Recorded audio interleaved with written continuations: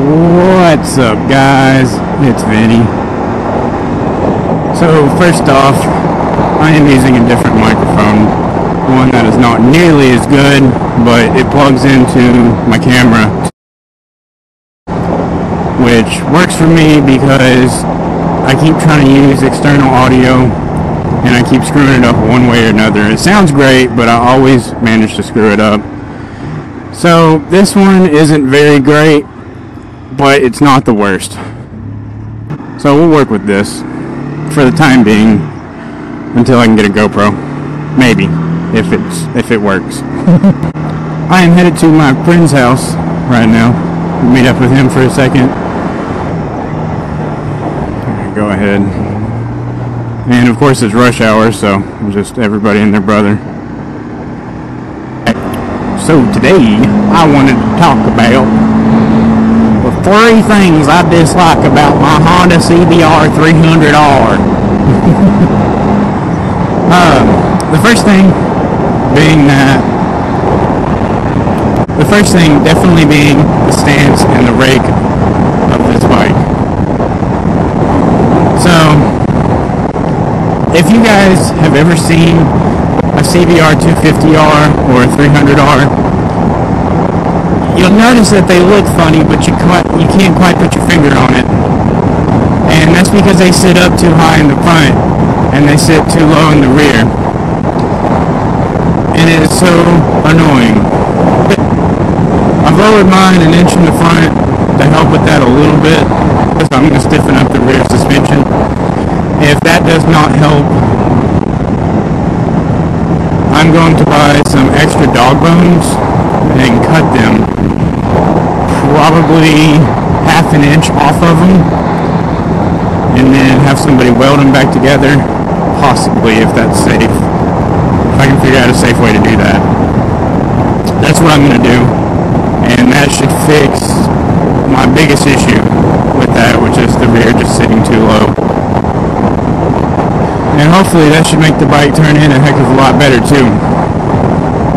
So the next thing that really bothers me about this bike is the exhaust.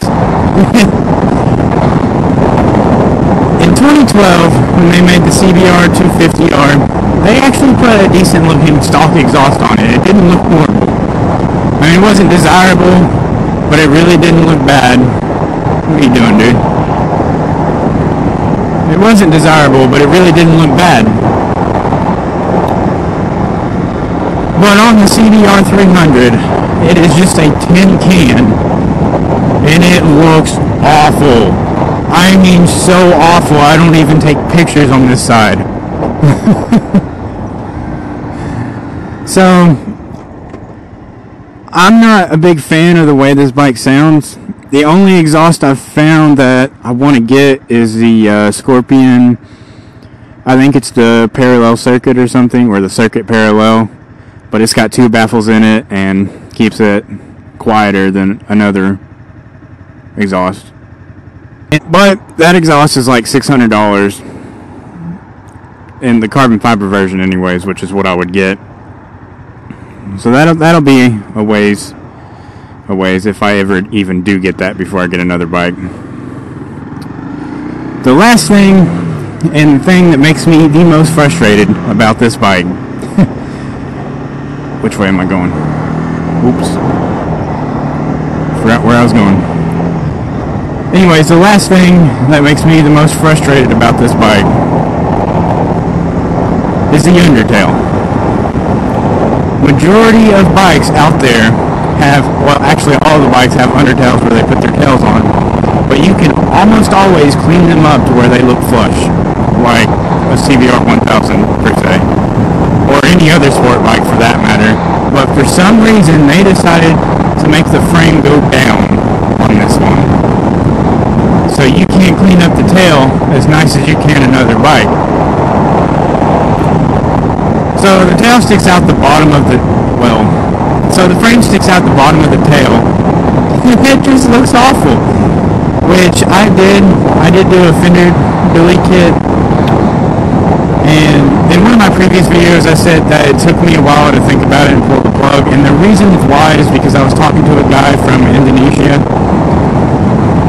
getting a fender delete, which was where I had to cut the frame off and put that on there. But he wanted almost $200 for it, and that's why I didn't do that. That's your only option around that. I know one thing in Thailand, I think I'm saying that right, and Indonesia, all those places, they do some serious modifications on these bikes. I mean, anything you can think of. It's insane. Ooh, tunnel.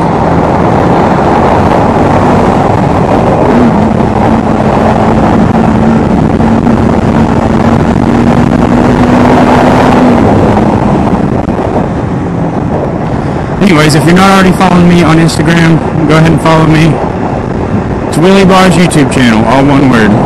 No spaces or underscores or anything, just Willie Bar's YouTube channel.